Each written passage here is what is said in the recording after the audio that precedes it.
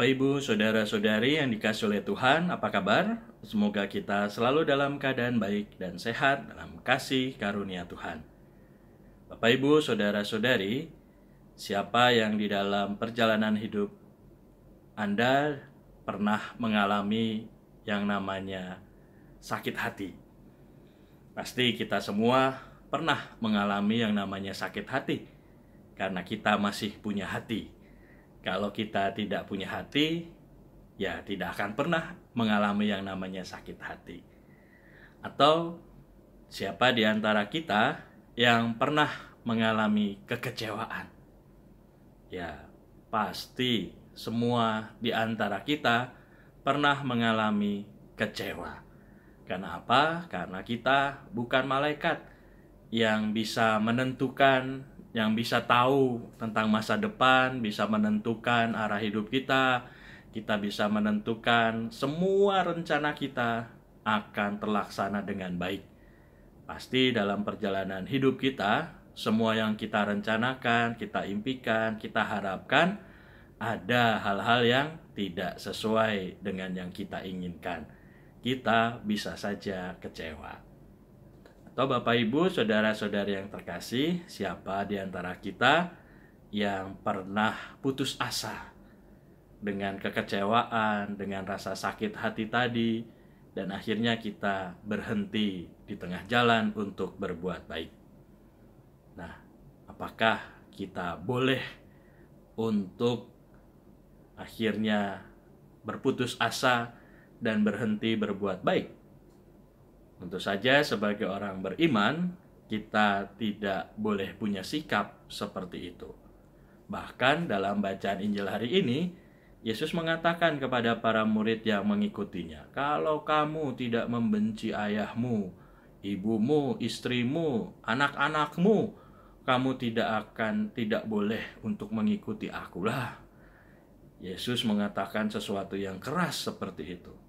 Jangankan untuk sakit hati dan kecewa, kita pun diminta untuk membenci keluarga kita. Tentu saja apa yang dikatakan oleh Yesus tidak bisa kita anggap sebagai sesuatu yang mentah begitu saja.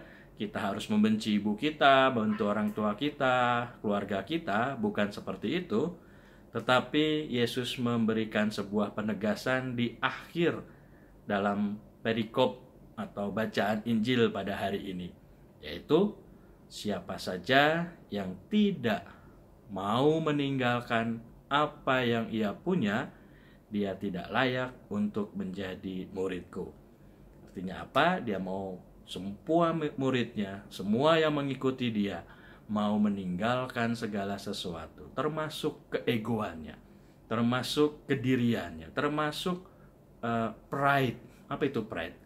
Kesombongannya, harga dirinya yang tinggi, yang mungkin membuat dia harus membuat menara yang begitu megah supaya dia dikagumi, atau dia harus menyerang semua orang di sekitarnya supaya dia menang untuk semua orang di sekitarnya, hingga akhirnya dia berjaya seorang diri walaupun dengan pasukan yang ala kadarnya. Dengan pride dan kesombongan itu kita tidak bisa mengikuti Tuhan.